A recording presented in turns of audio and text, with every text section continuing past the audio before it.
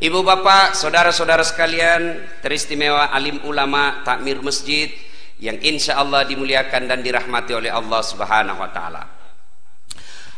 Dalam Al-Quran ada 3 perintah Allah yang sifatnya serangkai. Artinya tidak diterima perintah yang satu apabila perintah rangkaiannya tidak dilaksanakan. Mana itu perintahnya? Yang pertama, atiullah wa atiur rasul. Taatlah engkau kepada Allah dan taat pula lah engkau kepada Rasulnya.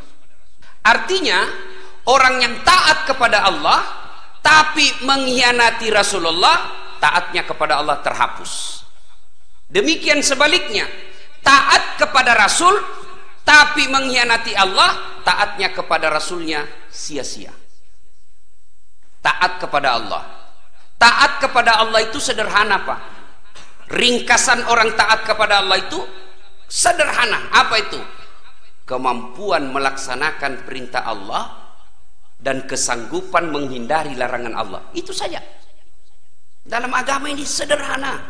Taat, hindari larangan Allah, lakukan perintah Allah. Selesai. Dan alhamdulillah Allah memberikan kelonggaran soal perintah. Laksanakan perintahku, kata Allah, sesuai kemampuanmu. Saya tidak bisa wudu, Ustaz. Wajibkan kita wudu kalau mau sholat, tapi Allah kasih keringanan kalau kau tidak bisa kena air. Apa? Tayamum. Saya tidak bisa puasa, Ustaz. Kenapa? Saya sakit, Ustaz. Allah kasih keringanan, silahkan bayar fidyah. Saya mau haji, Ustaz, tapi tidak mampu. Itu rukun Islam, tapi saya tidak mampu. Boleh kok tidak haji. Disesuaikan kemampuan. Tapi kalau perintah, hukumnya sifatnya mutlak. Larangan. Kalau larangan sifatnya mutlak, tidak bisa ditawar-tawar. Kalau sholat kan tidak bisa berdiri, duduk. Tidak bisa duduk, Ustaz, ada bisulku. Baring. Tidak bisa baring, Ustaz. Salat pakai isyarat. Mana namanya sholat pakai isyarat? Tinggal matanya, Pak, yang dikasih goyang-goyang. Allahu Akbar. Bismillahirrahmanirrahim. Allahu Akbar. Itu isyarat. Tangan pun sudah tidak bergerak. Itu pun tidak mampu, Ustaz. Sholat pakai dalam hati. Mulai takbir sampai salam, baca dalam hati. Bayangkan lagi ruku, baca doa ruku. Bayangkan lagi sujud, baca doa sujud. Itu pun tidak mampu. Gampang. Bungkus, bawa dikubur. Ayo. Allah kasih keringanan. Ustaz, saya selesai berhubungan suami istri tadi malam, tapi saya kena asma kalau mandi pagi-pagi, Ustaz. Susah saya bernapas kalau saya mandi pagi, Ustaz. Allah kasih keringanan, tidak usah kau mandi, cukup cuci alena beliau, cuci itu sudah tayamum, boleh diberikan kelonggaran. Tapi yang namanya larangan tidak boleh ditawar. Ustaz, saya tidak bisa berzina, Ustaz. Kalau saya tidak berzina, Ustaz, pingsan saya. Anda boleh, bos. Ustaz, saya tidak bisa ndak teler, saya harus mabuk, Ustaz. Kalau saya tidak mabuk, mati saya. Bohong kok. Tidak ada. Larangan tidak boleh tawar-tawar. Tapi perintah boleh ditawar sesuai kemampuan kita. Orang yang taat kepada Allah dan mengkhianati Rasulullah sekarang mulai banyak. Sekarang mulai banyak. Oh, bagus sholatnya, bagus puasanya, tapi cintanya kepada Rasulullah mulai lentur. Hanya yang begitu, Pak. Sekarang anak muda pelihara jenggot dibilang radikal, padahal itu sunnah. Kalian juga yang pelihara jenggot, jangan kau hina yang tidak pakai jenggot. Saya dimaki-maki di Facebook. Ini Ustadz Das'ad cerita-cerita sunnah, baru kau tidak pelihara sunnah. Saya bilang, kenapa kau tuduh saya tidak pelihara sunnah? Buktinya kau tidak pakai jenggot. Ya mau diapa kalau tidak mau tumbuh? sudah kasih minyak malah mengamuk mama istri saya di rumah. Kasih kotor-kotor bantal ini Pak Ustaz. Terus kayak kasih minyak Pak supaya tumbuh. Sudah. Ada lagi anak muda, celananya jingkrang agak tinggi ke atas, dianggap lagi radikal. Padahal itu sunnah. Kalian juga yang melihat saudara-saudaranya kakinya tidak di atas mata kaki celananya, jangan hina. Sama-sama kita sama-sama puasa, sama-sama sholat, sama-sama haji, sama-sama rukun Islam kita. Jangan saling mengkafirkan. Marah Rasulullah kalau melihat kita seperti itu. Cinta kepada Allah, nah, banyak juga yang mengkhianati Rasulullah. Begitu juga sebaliknya, taat kepada Rasulullah tapi mengkhianati Allah. Percayalah, orang yang cinta kepada Allah dan taat kepada Rasulnya, maka hidupnya akan mulia dunia sampai akhirat.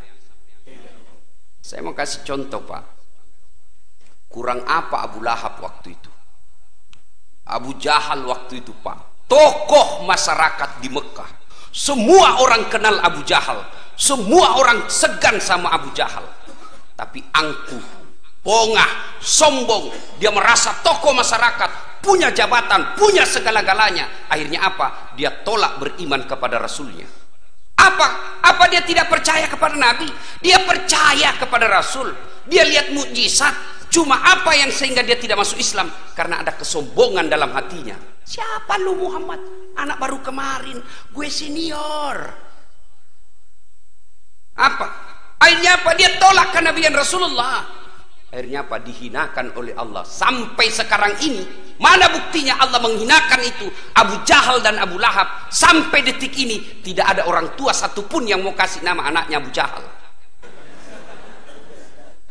Coba, hidup Pak. Tidak ada yang mau kasih nama Abu Jahal, Abu Lahab. Marah dia kalau disebut Abu Lahab Pak. Padahal dia tokoh. Maka bisa jadi ada orang sekarang tokoh hebat, punya pengaruh luar biasa, tapi kalau kau hina Allah, kau hina Rasulnya, tunggu hidupmu akan hina dunia sampai akhirat.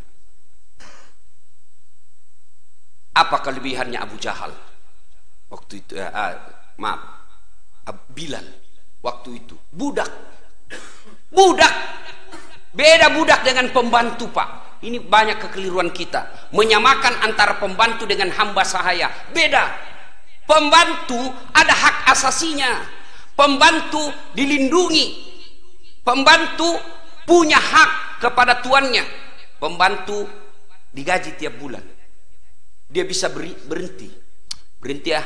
Kenapa? Cerewet betul istrinya, curiga terus sama saya. Bagaimana suaminya tidak nirik saya? Istrinya sudah tua, ngomel aja kerjanya. Saya seksi, sopan berbicara. Mau makan suaminya saya yang ngurus, mau tidur suaminya saya yang ngurus, mau mandi suaminya saya yang ngurus. Berhenti dia kerja pembantunya, berhenti saya kerja, ngomel aja kerjanya istrinya. Dia punya hak. Hamba sahaya, budak hak milik. Namanya hak milik, sama saya punya handphone, itu hak milik saya. Saya mau banting, saya mau bakar, saya mau lempar, saya mau kasih orang, terserah. Kenapa? Saya yang punya. Bilal budak hamba sahaya, Sumayyah budak hamba sahaya. Tapi ketika diintimidasi, dipaksa, Bilal, la ilaha illallah, hapus itu dalam keyakinanmu. Bilal, Muhammad Rasulullah, hilangkan dalam keyakinanmu. Saya kasih kau jabatan, saya merdekakan kamu. Bilal katakan, no way. Jabatan saya tidak butuhkan, uang saya tidak butuhkan, popularitas saya tidak butuhkan. Yang aku butuhkan kasih sayang Allah. Akhirnya ditindis batu, dihina, dijemur di lapangan terbuka. Tapi Bilal dengan mantap, la ilaha illallah Muhammadar Rasulullah.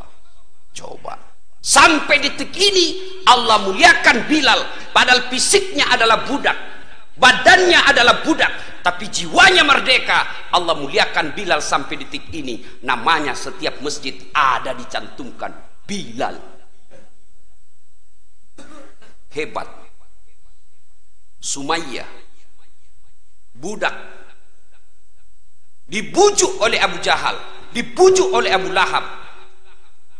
Kata Abu Lahab, "Oi Sumayyah, sudahlah, kau lepaskanlah itu imanmu kepada Muhammad, saya merdekakan kamu." Tapi apa kata Sumayyah? La ilaha illallah Muhammad Rasulullah. Akhirnya apa? Disiksa. Apa siksaannya? Ditangkap satu keluarga, anaknya, suaminya, dipendam dalam tanah sampai di leher, dijemur, tidak dikasih air. Tapi mereka sekeluarga mantap, la ilaha illallah Muhammad Rasulullah, tidak goyang akidahnya. Besoknya dibangunkan lagi, disiksa suaminya di depan matanya, disiksa anaknya di depan suaminya, di anaknya. Abu Jahal dia ambil itu apa itu pedang, lalu dipanasi sampai merah, ditancapkan di depan matanya anaknya, dikasih itu besi yang panas. Ibu mana yang tega melihat anaknya seperti itu? Tapi Sumayyah berkata, "Nak, saya cinta kepadamu, saya cinta kepadamu. Tidak usah khawatir soal cintaku kepadamu, nak. Tapi cintaku kepadamu tidak boleh mengalahkan cintaku kepada Allah." La ilaha illallah. Mati akal ini Abu Jahal hadapi Sumayyah. Dijanji jabatan, tidak mempan. Dikasih duit, tidak mempan. Dikasih kemerdekaan, tidak mempan. Sumayyah tetap mengatakan, Muhammad Rasulullah. Akhirnya apa kata Abu Jahal? Sumayyah, saya tahu kenapa kau suka sekali Muhammad. Muhammad kan gagah, keren, cakep. Kau pasti jatuh cinta sama Muhammad toh? Kau pasti tergila-gila sama Muhammad. Marah Sumayyah, dia kumpulkan semua liur yang ada di mulutnya, dia ludahi Abu Jahal. Wah! Mukamu tidak lebih mulia daripada kotoran unta. Masya Allah. Jengkel Abu Jahal, tokoh masyarakat yang dimuliakan waktu itu, dihina oleh budaknya. Lalu dia ambil itu tombak, dia tancapkan di perutnya Sumayyah, wafat dengan kalimat la ilaha illallah Muhammad Rasulullah. Esoknya suaminya menyusul. Tapi Allah janjikan orang seperti ini, kau mulia dunia sampai akhirat. Orang yang cinta kepada Allah dan Rasulnya, hidupnya tidak akan sengsara, hidupnya tidak akan hina. Kok ada itu Ustaz? Cinta kepada Allah, cinta kepada Rasul, kok masih hina? Bisa jadi cintanya kepada jabatan lebih mulia daripada cintanya kepada Allah dan Rasulnya. Ini yang pertama. Yang kedua, perintah serangka yang kedua, aqimis salah wa atus zakat. Dirikan sholat, tunaikan zakat. Saya yakin ini bapak-bapak semua rajin sholat, saya yakin. Tapi entahlah 20 tahun yang lalu, kan banyak orang Pak nanti pensiun baru rajin ke masjid. Iya Pak, nanti pensiun baru mau teriak-teriak Allahu Akbar. Mana kamu dulu? Setelah muka sakaratil maut baru tapi masih bagus lah, masih ada usia-usia, masih mau menghadap kepada Allah, masih lebih baik. Dirikan sholat. Orang-orang yang menang menurut surah Al-Baqarah ayat-ayat pertama ada beberapa kriteria mereka. Siapa yang hafal surah Al-Baqarah ayat 1 sampai 5? Ayo angkat tangan, saya kasih hadiah. Ayo, jawab yang tadi, surah ayat pertama dari Al-Baqarah 1 sampai 5. Ya, 5 ayat pertama. A'udzubillahi minasyaitonirrajim. Alif lam mim. Dzalika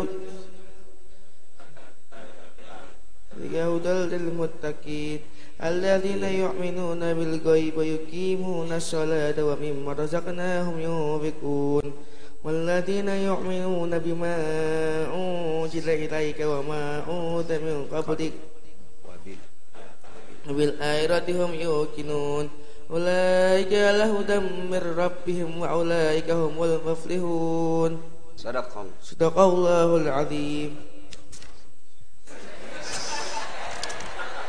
Dia, Masya Allah, beda itu uang ustadz dengan uang Kapolres.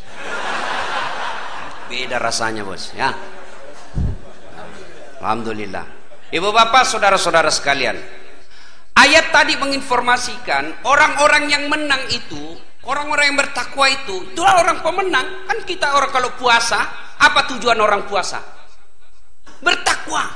Dan salah satu orang bertakwa itu menurut Quran tadi, ciri-cirinya orang mereka kemenangan, mereka mendirikan sholat. Kok bisa menang orang-orang yang mendirikan sholat dengan baik? Di dunia kau lepas dari hinaan maupun pidana, di akhirat lebih-lebih. Kok bisa? Kan agama mengajarkan dalam Quran, inna sholata tanha anil fahsya'i wal munkar. Sesungguhnya orang yang sholat itu menghindari dia perbuatan dari keji dan mungkar. Jadi di dunia orang yang baik sholatnya, insya Allah terhindar dari perbuatan pidana. Ayo lihat ajaran-ajaran sholat. Apa luar biasa itu kesimpulan semua dalam ajaran sholat. Mulai dari takbir, Allahu Akbar, kita besarkan Allah. Artinya apa? Orang yang baik sholatnya tidak akan membesarkan jabatan. Orang yang baik sholatnya tidak akan membesarkan kekayaan. Orang yang baik sholatnya tidak akan membesarkan popularitas. Tapi apa yang dibesarkan? Allahu Akbar. Jadi kalau orang baik sholatnya itu Pak, tidak pernah cemas soal dunia, tidak pernah galau soal dunia. Kenapa? Yang dia besarkan Allah Subhanahu wa Ta'ala.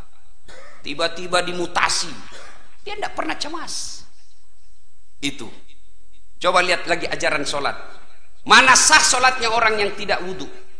Syarat sahnya sholat, satu diantaranya bersih dari najis dan hadas. Artinya orang yang mengamalkan sholat dalam kehidupan sehari-hari, hidupnya akan bersih. Maka saya heran kalau ada orang rajin sholat tapi hidupnya jorok. Saya heran kalau ada orang sholat tapi hidupnya tidak bersih. Maka orang yang baik sholatnya, insya Allah hidupnya bersih. Coba saya tanya lagi adik-adik, sah tidak orang sholat kalau tidak tutup aurat? Sah tidak sholatnya orang tidak tutup auratnya? Tidak mungkin. Artinya apa? Orang yang baik sholatnya, auratnya dia tutup. Apa itu aurat? Rasa malu. Malu kita Pak kalau kelihatan auratnya. Artinya apa? Orang yang baik sholatnya, idealnya dia punya rasa malu. Malu dong kalau sudah haji tidak pernah datang nongol berjamaah di masjid. Malu dong kalau kita sudah mengaku diri umat Islam tapi anak gadis kita dibonceng bukan muhrimnya. Malu dong kalau anak kita sarjana tidak pernah nongol sholat jamaah di masjid. Itu punya rasa malu. Malu dong kalau pelat merah dipakai kendaraan siang-siang hari Ahad. Malu dong. Malu dong minta duit di pinggir jalan meras anak SMP. Itu orang yang baik sholatnya mestinya punya rasa malu. Coba kita pelajari itu ruku apa? Syarat sahnya sholat. Ada lagi syarat sahnya sholat, menghadap kiblat. Berarti orang yang baik sholatnya, apa hikmahnya menghadap kiblat? Fokus. Bekerja dia fokus. Tidak kesana kemari dia pikir sembarang. Orang yang baik sholatnya mestinya bekerjanya fokus. Ini fokus ini orang modern bilang profesional. Orang yang baik sholatnya mestinya menghadap kiblat juga salah satu hikmahnya. Kalian ukhuwamu, tinggikan persaudaraan. Ini di masjid coba lihat persaudaraan Pak. Orang yang rajin sholatnya insya Allah persatuannya kuat. Mulai saja dari takbir kita diajarkan, mulai dari bacaan sholat kan sama semua. Mau orang Sunda, mau orang Bugis, orang Padang, semua sama bacaannya Pak. Tidak mentang-mentang kita ini Bhinneka Tunggal Ika, sholat pakai bahasa masing-masing. Bayangkan bagaimana kacaunya sholat subuh di Tebet ini kalau sholat pakai bahasa masing-masing. Yang jadi imam keturunan Arab, dia takbir pakai bahasa Arab. Allahu Akbar. Makmum datang Pak Ian Harlan, orang Sunda. Dia pakai bahasa Sundanya, takbir pula. Saya tidak tahu apa bahasa Sundanya takbir. Hah? Nah, kalau orang Padang dia takbir pakai bahasa Padang. Allah nan gadang. Oh datang orang Bugis kampung saya, dia takbir pakai bahasa Bugis. Bungallahu ta'ala malopo. Datang orang Kutai takbir juga dengan pakai bahasanya. Allah pore benih. Terakhir anak gaul dari Jakarta. Allah gede banget gitu loh. Nah, coba itu Makanya semestinya orang yang baik sholatnya itu ukhuwah persaudaraan Islamnya kuat. Dia tidak perhatikan apa manhajnya dalam dakwah, dia tidak perhatikan apa ormasnya. Yang penting la ilaha illallah Muhammad Rasulullah, kau saudara saya. Itu orang yang baik sholatnya. Alhamdulillah Pak, saya lihat bapak-bapak ini rumah rajin sholat.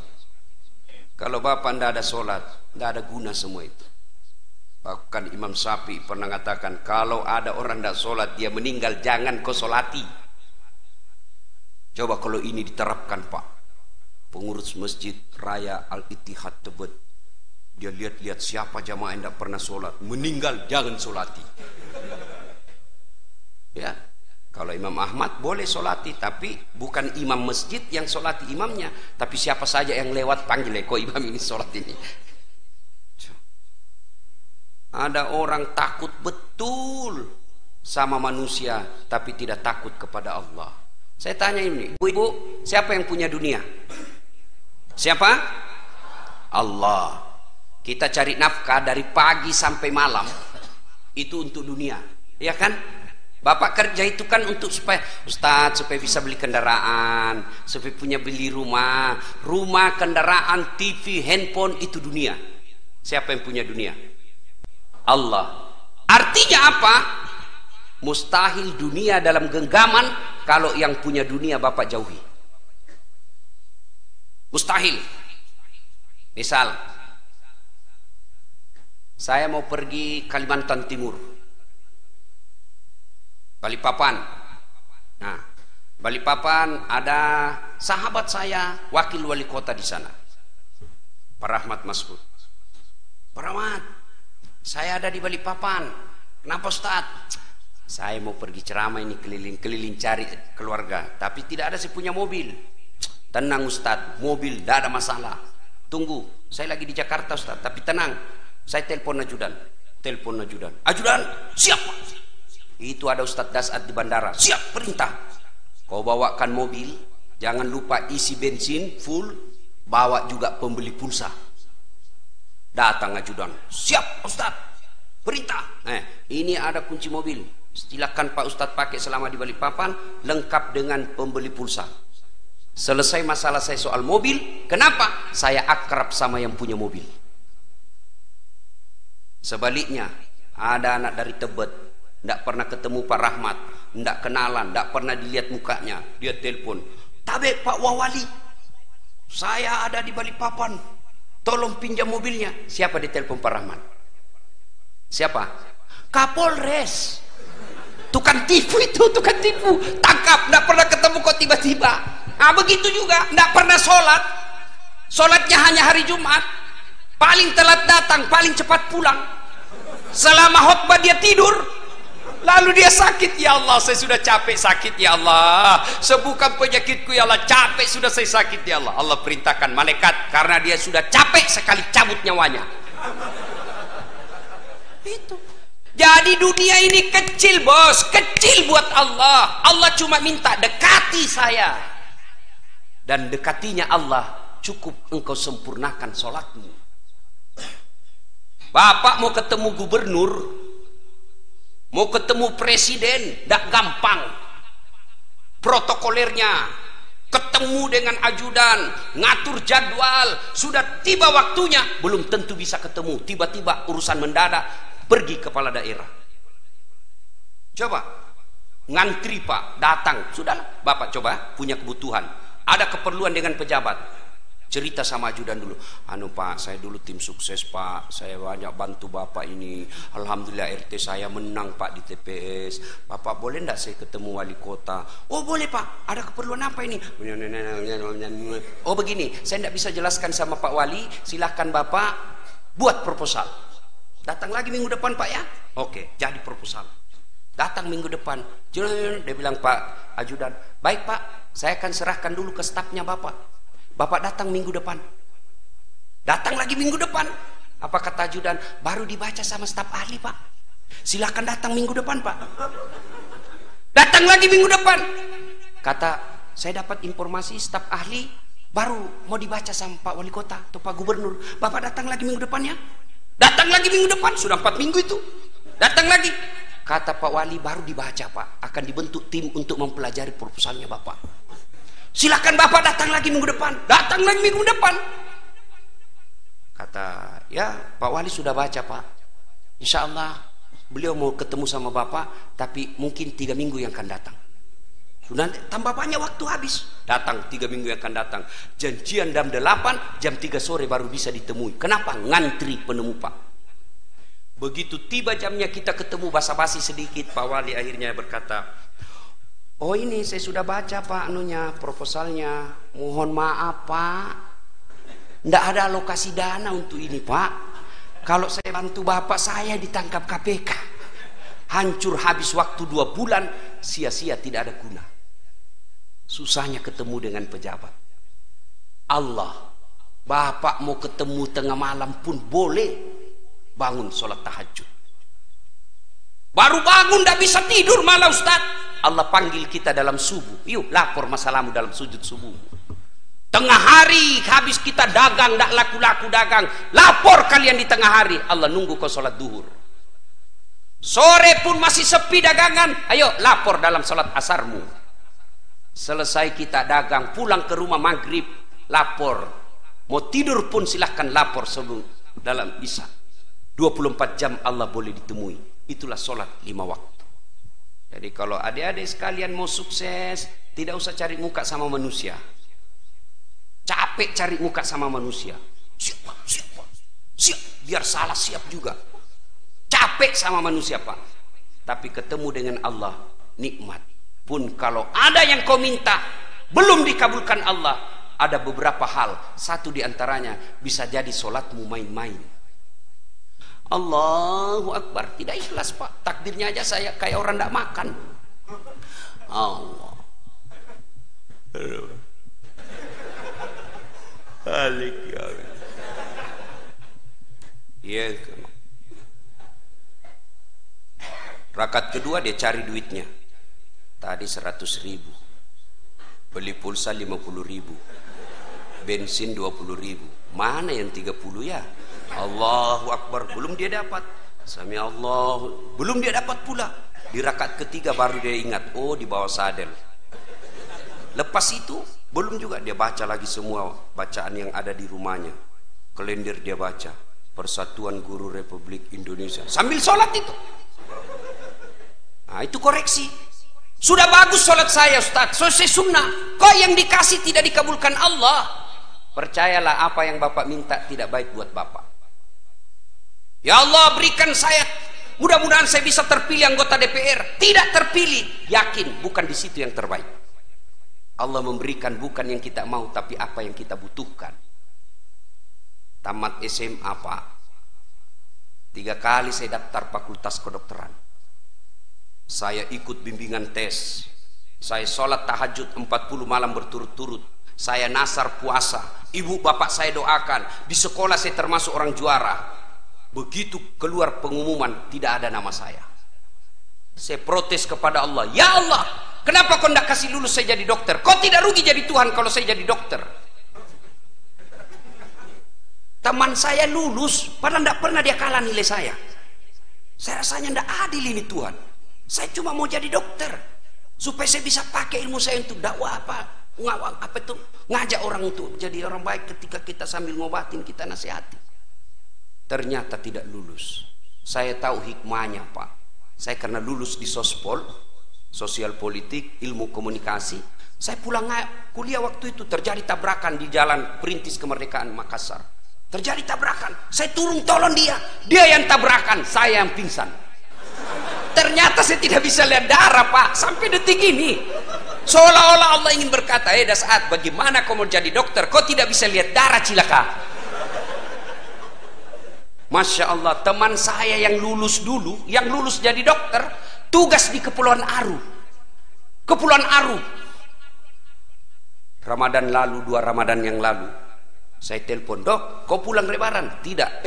Kenapa? Rugimu cari duit jauh-jauh kau tidak lebaran sama orang tuamu. Mahal tiket Ustaz. Saya syukur, alhamdulillah, untung saya jadi Ustaz. Saya tidak pernah pikir soal tiket Pak. Kenapa? Panitia yang ngurus. Tidak pernah pusing saya soal tiket. Hebatnya lagi, pergi tidak bawa uang, pulang bawa uang. Ternyata Allah tidak ngasih apa yang saya mau, tapi Allah kasih saya apa yang lebih baik. Sekarang saya tidak jadi dokter fisik, tapi saya dokter psikis orang-orang yang mulai sakit jiwa, stres. Suamiku selingkuh, Ustaz, gimana caranya? Sabar. Sakit hati, Ustaz. Ya memang sakit hati. Nah, coba orang macam-macam keluhan orang, Pak. 2 hari yang lalu, na'udzubillah min zalik, anak remaja, Pak, curhat, anak SMA. Apa curhatnya? Dia perkosa binatangnya, Pak. Apa binatang peliharaanmu? Kambing. Saya bilang, hati-hati, jangan kau ulang-ulang, nanti melahirkan mirip mukamu itu.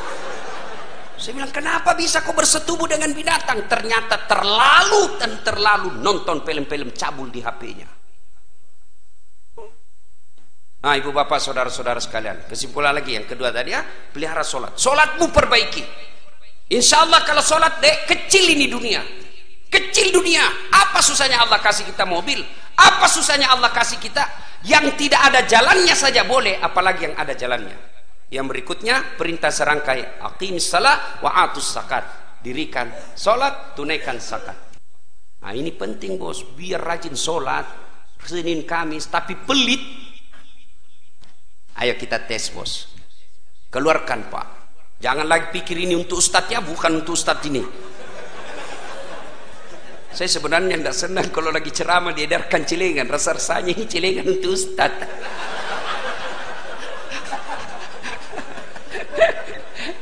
Ayo, Pak. Masya Allah. Jadi di pintu surga ada orang bertengkar, Pak. Orang sudah mau masuk surga ini, ada orang 4 bertengkar, saling tarik, Pak. Tarik kanan, tarik kiri. Siapa? 1, orang yang mati syahid. 2, haji yang mabrur. 3, ulama. 4, orang kaya yang pemurah. Bertengkar dia. Begitu mau masuk orang kaya, ditarik sama orang mati syahid. Saya lebih berhak. Begitu orang mati syahid mau masuk, ditarik sama orang haji yang mabrur. Haji mabrur mau besar, ditarik sama ulama. Akhirnya turun perintah Allah, Jibril, perintah itu 4 orang. Kenapa mereka masing-masing merasa berhak nomor masuk ke surga? Periksa satu-satu. Tersangka pertama, maju. Kamu kenapa merasa lebih berhak masuk surga? Jibril, saya dulu haji mabrur. Setelah saya haji, berhenti saya mendomi. Setelah saya haji, saya berjamaah di masjid. Setelah saya haji, rajin ngaji Senin Kamis. Haji mabrur. Katanya haji mabrur nomor 1 masuk surga. Katanya. Ditanya, siapa yang kasih tahu sampean? Ustadz, ulama. Mundur. Tidak boleh kau dahului gurumu, dosa kau. Mundur. Panggil orang kedua. Kamu kenapa merasa nomor 1 surga? Jibril, saya nih mati syahid, membela agama Allah. Ada yang hina Nabi Rasulullah Muhammad SAW, menghina Al-Quran. Saya kena peluru. Ini buktinya, bajuku masih berdarah, mati syahid. Katanya orang mati syahid nomor 1 masuk surga. Katanya. Tanya, siapa kasih tahu kau? Ulama. Mundur, tidak boleh kau dahului ulamamu. Panggil orang ketiga. Kamu kenapa mau masuk? Jibril, saya dulu adalah orang kaya yang pemurah. Katanya orang kaya yang pemurah nomor 1 masuk surga. Ada edar celengan di masjid Tebet, saya isi. Saya keluarin semua isi dompet, saya isi. Meskipun saya tidak ada ongkos angkot, tapi saya ikhlas. Katanya orang kaya yang pemurah nomor 1 masuk surga. Katanya. Ditanya, siapa yang kasih tahu kau? Ulama. Mundur. Sama semua kau, mundur. Tarik yang keempat. Kamu kenapa merasa nomor 1 masuk surga? Jibril, saya yang tadi yang diceritain orang 3. Oh, kamu lama. Saya Dasat Latif. Oh, silakan. Begitu mau masuk, tinggal beberapa langkah istighfar ini. Astagfirullah, kata orang 3. Apalagi sudah masuk istighfar. Jibril, betul saya dakwai mereka, betul saya nasihati mereka, betul saya beritahu mereka, tapi saya bisa jadi ustadz karena jasa-jasanya ini orang kaya. Saya jadi ustadz karena ada orang kaya kasih saya duit beli buku. Saya jadi ustadz karena ada orang kaya bangun masjid tanpa saya dakwah. Saya jadi ustadz karena ada orang kaya bangun sekolah tanpa saya menuntut ilmu. Saya jadi ustadz seperti ini karena jasa-jasanya ini orang kaya. Saya malu dahului dia. Akhirnya disepakati, Jibril sampaikan kepada Allah, saya sudah terima penghargaannya, tapi saya malu mendahului orang kaya. Akhirnya orang kaya dulu yang masuk ke dalam surga. Orang kaya bagaimana? Orang kaya yang pemurah, nomor 1 masuk surga. Tapi orang kaya yang pelit, dia bilang di kampungku seke kikirigalla paku jambatan, kau juga nomor 1 tapi masuk neraka. Nah, silakan edarkan celengan bos, isi itu tuh. Silakan bapak mau masuk nomor 1 dalam surga atau neraka. Dan ketika bapak sudah mulai tarik dompet, itu setan perang pak. Jangan, hati-hati, sedikit aja. Bapak tarik keluar, dia goda lagi setan. Cari yang kecil aja, yang kecil-kecil. Itu setan itu pak. Ingat, ketika orang mau berbuat baik, maka setan berusaha menggagalkannya. Belajar dari kisahnya Ibrahim yang kemarin kita Idul Adha. Itu kan Ibrahim mau potong anaknya, digoda sama iblis. Ibrahim, sadar lu bro, sadar bro, masa anakmu kau mau potong? Kata Ibrahim, jangan banyak bicara situ, ditembak, bah! Lempar kepalanya sampai Sunda Kelapa, balik lagi. Gagal goda anaknya.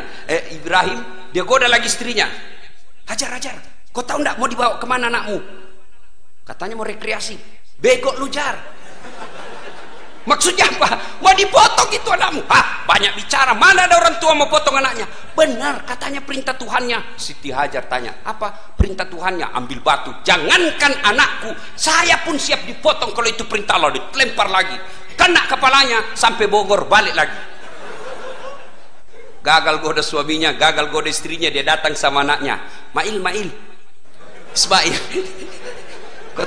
Kau tahu enggak mau dibawa kemana kau bapakmu? Saya tahu, mau dipotong. Bego betul, jangan banyak bicara di situ. Dilempar, sampai di Bandung, enggak balik-balik lagi. Kenapa mesti melempar 3 kali? Itulah lempar jumroh yang kita amalkan ketika haji. Ya, itulah melempar 3 jumroh. Usta, uqa, akabah, ula, akabah. Lempar setan besar, setan tengah, setan kecil. Dan 1 kali melempar tempatnya 1 kali 7. Tembak kedak 7. Dan lagi 7. 1 hari 21. Dan tidak cukup 1 hari, harus 3 hari. Itu maknanya melawan iblis, melawan godaan setan perlu napas panjang dan power yang besar. Kenapa tidak 1 kali saja? 7 kali 3 21 kali 3 berapa? 63. Saya kalau kali-kali pak nggak lancar otakku, tapi kalau lihat uang cepat saya tahu pak. Dia kenapa tidak mesti itu saja yang 63 1 hari saja tak habis? Kenapa mesti 3 hari dan kenapa mesti dicicil? Itu menunjukkan melawan setan itu perlu kekuatan besar. Jadi ketika bapak tarik dompet, itu mulai iblis menggoda itu pak. Jangan, itu anakmu nanti mau pergi sekolah, itu setan itu. Begitu bapak keluar berhasil, lemparan pertama sudah kena kepalanya. Dia buka dompetnya, mulai setan lagi goda. Jangan cari yang uang merah, uang 5.000 aja, 2.000. Mau masuk surga 2.000. Nenekmu punya surga. Kencing aja di Makassar pak ndak cukup kalau 2.000. Itu saya di toilet Makassar terminal, itu kan ditulis pak, air besar 1.000, air kecil 500. Saya pernah buang air kecil. Air besar saya buang air besar. Sudah saya kasih. Berapa dek? 1.000. Saya kasih 1.000. Kenapa 1.000 Ustaz? Saya air besar. Dia bilang pasti kencing juga toh. Oh iya saya lupa. Saya kasih uang 2.000. Berarti 1.500. Nih saya tunggu kembalinya. Mana? 1.500 tak? Masih ada 500. Tidak ada uang kecil Ustaz. Jadi kencing lagi Ustaz. Itu toilet 2.000. Kau mau masuk surga 2.000.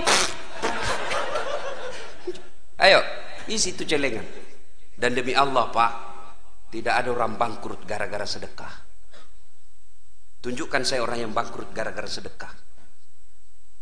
Tidak ada orang bangkrut gara-gara sedekah. Kenapa kita jadi miskin?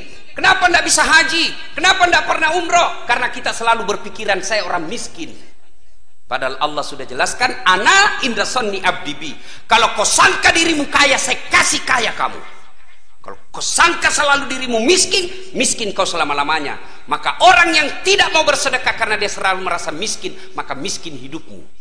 Coba keluarin itu. Edarkan ulang. Saya ketawa Pak, saya serius ini.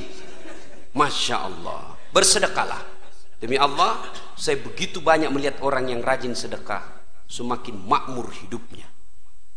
Dan kalau Bapak sudah sewajarnya mengeluarkan zakat, sudah sewajarkan mengeluarkan sedekah, lalu Bapak tidak keluarkan, Allah paksa keluar dengan sia-sia.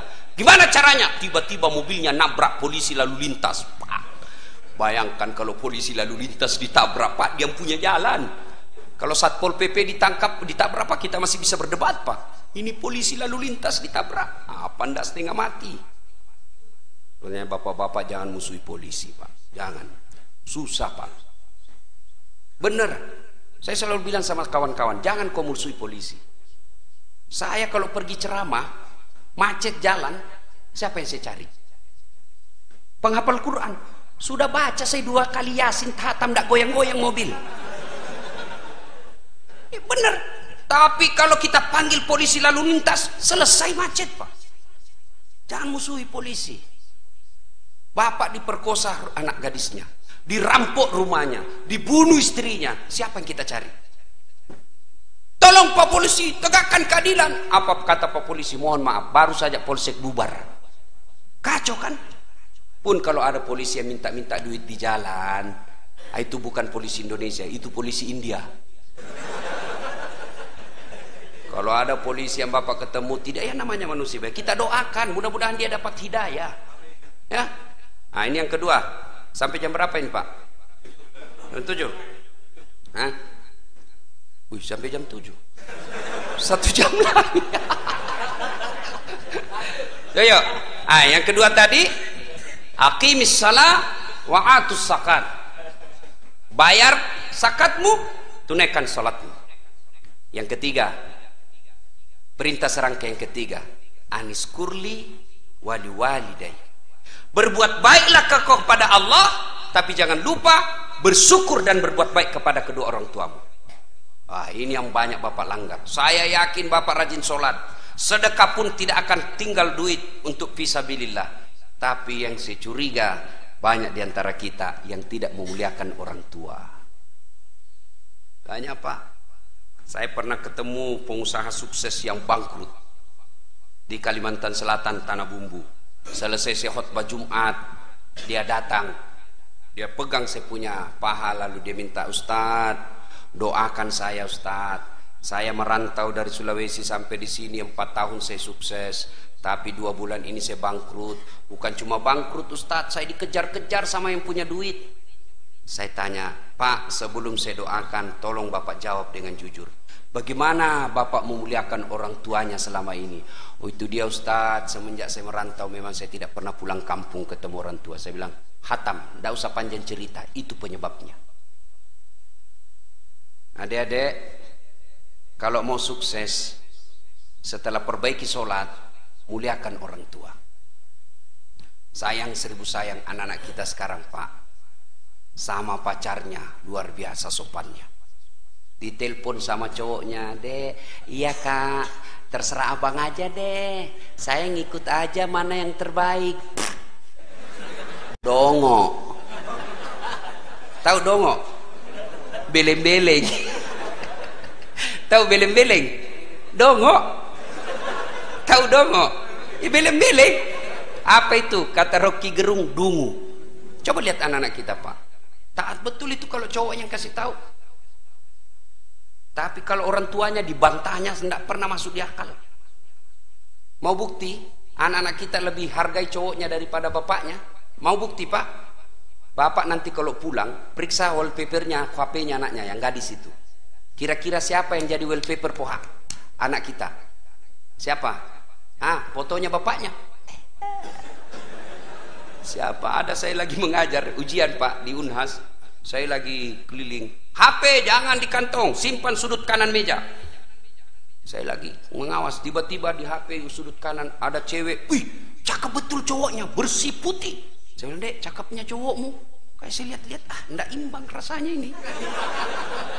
Tahu? Langsung dia bilang, bukan cowokku itu Ustaz. Oh, siapa ini? Lee Min Ho. Siapa itu Lee Min Ho? Artis Korea. Oh, ini artis. Iya Ustaz. Kau dikenal? Tidak. Pernah dikirimi pulsa? Enggak. Pernah di miss call? Tidak. Beleng-beleng. Masa itu kau enggak pernah kau kenal, enggak pernah dikirimi pulsa? Kau simpan di situ gambarnya bapakmu ke situ. Ganti tuh fotonya bapakmu simpan. Tunggu dulu Ustaz. Dia carilah fotonya bapaknya. Tunggu dulu Ustaz, tunggu dulu. Sudah terhapus semua Ustaz. Ya ini anak-anak kita sekarang. Maka jangan heran anak kita S1 susah cari kerja. Karena tidak dapat kerja, dia lanjut S2, makin susah cari kerja. Salah satu sebabnya karena kuliah tidak menghargai orang tuanya. Tidakkah kita sudah belajar dalam agama kita, ridallah fi ridal walidain, suktillah fi suktil walidain. Suatu kali Nabi di Makkah lagi tawaf pakai ihram. Tiba-tiba ada anak muda di depan Nabi tawaf juga. Dilihat, melepuh pundak Pak, seperti orang yang baru kena bara api. Diikuti oleh Nabi. Selesai tawaf dipanggil, anak muda, sini dulu anak muda. Kenapa pundakmu nak? Saya ini orang Madinah. Ibu saya sakit. Ibu saya ini mau sekali menunaikan ibadah haji. Tidak ada budak saya, tidak ada duit saya bayar onta. Saya pikul ibu saya dari Madinah ke Mekah. Jalan kaki kurang lebih 500 km, melewati padang pasir. Kalau bapak dari Jakarta ke Bogor, itu kan masih enak Pak, masih banyak pohon-pohon, bisa tempat singgah. Makkah Madinah padang pasir. Kupikul ibu saya sepanjang jalan. Nanti selepas ketika saya makan, sholat dan buang air besar, ada terus di pundak saya. Hampir tidak pernah kelepas, makanya ini pundak saya melepuh. Nabi terharu. Lalu anak muda ini bertanya, ya Rasulullah, kira-kira kebaikan saya ini sudah membalas kebaikan ibuku kepadaku ya Rasul? Kira-kira sudah imbang? Apa kata Nabi? Demi Allah anak muda, kau sudah termasuk anak yang soleh, tapi demi Allah kau belum bisa membalas kebaikan ibumu kepadamu. Coba, mana ada anak-anak seperti ini sekarang? Coba lihat anak-anak kita sekarang Pak, ngeri Pak. Tidak ada lagi sopan santun sama orang tua. Bapaknya sepertinya dianggap kawan. Kita dulu ketemu sama bapak, lihat matanya aja kita kadang sungkan. Tuh bapak pelajari tuh yang namanya tadi Al-Fatih, ya, itu tidak pernah berani tatap matanya bapaknya. Ketemu bapaknya tunduk terus karena memuliakan orang tuanya. Sekarang anak-anak kita, coba lihat, saya zaman kecil, jangankan bicara kasar sama orang tua, memotong bayangan ketika ada tamunya bapak itu di ruang tamu, tidak boleh kita lewat-lewat, dianggap kita anak yang kurang ajar. Makan, zaman saya kecil, makan, bapak saya petani, mau makan, kata ibu saya, jangan dulu, belum datang bapakmu, dosa kau kalau sisa kau kasih bapakmu, masa sudah dari mulutmu kau kasih bapakmu. Begitu kita muliakan orang tua. Sekarang anak-anak makan, dia habisi Pak, tinggal kuahnya disimpankan bapaknya. Yang ketawa, kau ini anak-anak kita sekarang bingung saya lihat. Makanya jangan heran hidupmu tidak akan dapat kebahagiaan. Coba lihat orang-orang yang sukses, salah satu biasa resep hidupnya, mereka memuliakan orang tuanya. Itu model kita. Lain lagi Pak yang sudah berkeluarga, modelnya apa? Lebih sayang sama istrinya daripada orang tuanya. Masih baik kalau ini lebih takut. Bu, ini ada duit lebih, kirim ke bapak ya, 2 juta lah, lama kita tidak pulang kampung. Ini 2 juta untuk orang tua kita di kampung. Dengar istrinya, langsung istrinya bangkit. Apa? Bapakmu, itu anakmu. Langsung dia bilang suaminya, ya terserah Len, tidak jadi. Ada di sini takut sama istrinya? Ada laki-laki di sini takut sama istri? Berhenti jadi laki-laki, Pak. Apa mau takut sama istri? Nah, semua gaji kita diambil. Coba lihat itu istri. Semua gaji kita diambil. Bajunya kita yang belikan. Lipstiknya pun kita yang belikan. Sampai duit itinya pun kita yang belikan. Masa mau takut sama istri? Jadi Ustadz tidak takut sama istri. Ngapain saya mau takut sama istri? Cuma istriku lebih berani dari saya.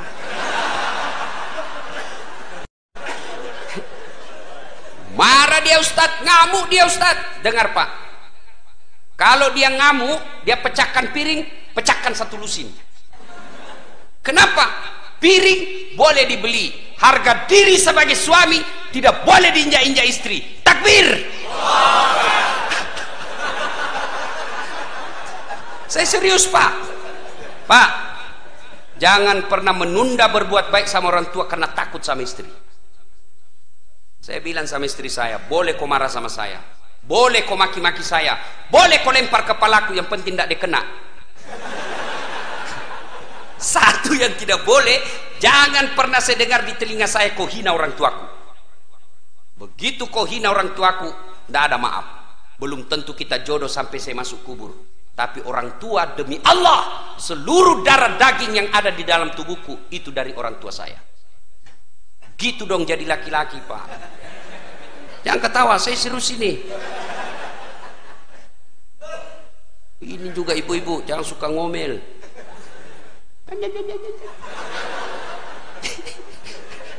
Hei bu, ini suami tergantung ibu. Demi Allah, kalau ibu baik sama mertua, suami tidak akan tergoda perempuan lain. Jangan protes. Coba kalau ibu baik sama suaminya, tiba-tiba suami mau nikah, datang itu mertua membela ibu. Apa kau mau kawin-kawin lagi? Coba lihat itu istrimu, baik betul. Saya belum bangun sudah siap sarapan. Datang saudaramu semua dihormati. Kamu tidak pernah dihina, ngomongnya tidak pernah kasar sama kamu. Apalagi kau mau kawin, belum tentu kau dapat perempuan lebih baik dari itu istrimu. Awas kalau kau mau kawin lagi, haram itu air susuku. Gitu mama saya kalau marah Pak. Langsung dia bilang, haram air susuku. Ampun Mak. Tapi kalau tidak pernah muliakan orang tuanya, datang mertua dari kampung, baru 2 jam duduk dia tanya, Mak Haji kapan pulang? Weh, belum selesai capek sudah ditanya pulang. Hah? Mertuanya hipertensi, makanannya yang asin-asin terus. Tidak pernah dihargai ketika datang mertua. Datang saudaranya tidak pernah manis di depannya. Pulang kampung suamimu dicuci otaknya sama mertuamu. Apa itu istrimu? Saya sekolahkan kau jauh-jauh, saya jualkan sawah supaya kau dihargai orang, tidak dihina sepupumu. Ini istrimu sendiri yang hina kamu. Datang sepupumu tidak pernah dihormati. Saya datang di rumahmu tidak pernah enak-enak mukanya. Apa itu istrimu? Model apa itu? Sudah, kawin lagi. Saya carikan kamu sepupumu. Mau ibu? Makanya mestinya kalau mertua datang, ibu sujud syukur. Itu sumber keutamaan berkahnya hidup. Ya Allah, alhamdulillah kau kirim orang tua ini. Gara-gara inilah orang tua saya punya suami. Andai saja tidak ada orang tua punya anak, mungkin sampai sekarang saya masih jadi Gasturi, gadis tua Republik Indonesia. Ibu bersyukur. Hei bu, baik-baik sama mertua. Demi Allah, rumah tangga tidak akan berkah ketika durhaka sama orang tua. Percaya Pak, muliakan orang tuamu, maka hidupmu akan berkah. Suatu kali Umar bertanya kepada Nabi, ya Rasulullah, ingin rasanya saya melihat Allah tersenyum kepadaku. Meskipun saya tahu tidak mungkin saya bisa melihat Allah mukanya di dunia ini. Bagaimana supaya Allah tersenyum kepadaku? Kata Nabi, buat ibu bapakmu tersenyum, maka Allah pasti tersenyum kepadamu. Maka bapak tidak usah cari muka sama pejabat. Lebih baik muliakan orang tua, dunia akhirat kita dapat. Kadangkala ini anak-anak sekarang baru belajar agama 2 bulan, itu pun melalui YouTube, baru 2 menit habis pulsanya. Bamaknya langsung beda manhajnya. Ini beda. Tidak boleh mak, sesat kamu. Saya bilang, kau belajar agama dari mana? Ibumu kau katakan sesat. Ya, adik-adik ini yang hijrah. Hijrah itu bukan sekedar berbicara afwan. Hijrah itu bukan sekedar jazakallah khair, kaifa haluk ya akhi. Bukan sekedar itu. Hijrah itu bukan sekedar pelihara jenggot. Hijrah itu bukan sekedar pelihara jingkar celananya. Hijrah itu termasuk diantaranya memuliakan orang tuamu dengan semulia-mulianya. Biar jenggotmu panjang, bicaramu selalu afwan, jazakallah, celana, tapi kau hina orang tuamu karena berbeda mazhabmu, kau tidak lebih mulia di hadapan Allah. Muliakan orang tua. Berapa banyak dalam riwayat-riwayat kita pelajari sejarah sengsara hidupnya karena mendurhakai orang tuanya. Pertanyaan besar buat kita, kenapa anak-anak kita begini sekarang? Padahal cerdas pak. Anak-anak kita kurang apa sekarang pak? Coba lihat cerdasnya anak-anak kita. Saya biasa heran lihat itu anak-anak. Saya ini sudah pegang HP 2 tangan masih salah ketik. Ini anak muda bawa motor sambil ngebalas. Cerdasnya itu anak-anak kita sekarang. Satu aja kurangnya anak kita sekarang. Apa? Kurang ajar. Imma yablughanna indakal kibra ahaduhuma au kilahuma fala takullahuma uff wala tanharhuma wa kullahuma kaulan karima. Apabila kedua orang tuamu sudah lanjut dalam pemeliharaanmu, engkau berkata saja dilarang, apalagi sampai meneteskan air mata orang tua. Al jannatu tahta aqdamil ummahat. Surga itu berada di bawah telapak kaki ibu. Kenapa anak-anak kita begini? Salah satu sebabnya karena kita memberi makan anak kita makanan-makanan haram. Kenapa anak-anak kita begini? Karena kita memberi contoh yang tidak baik di hadapan anak kita. Sini dulu. Awas kalau kau merokok, awas. Kalau kau merokok saya kasih makan kau dengan bungkusnya. 10 menit kemudian, nak, kopi beli rokok tong. Anaknya dilarang merokok, baru dia merokok depan anaknya. Ada bapak macam apa ini? Ada merokok di sini? Nggak ada? Nggak ada dalam masjid. Nggak tahu kalau dia keluar nanti. Oh, Pak, bapak kan selama ini sangat benci sama orang-orang yang menindas kita.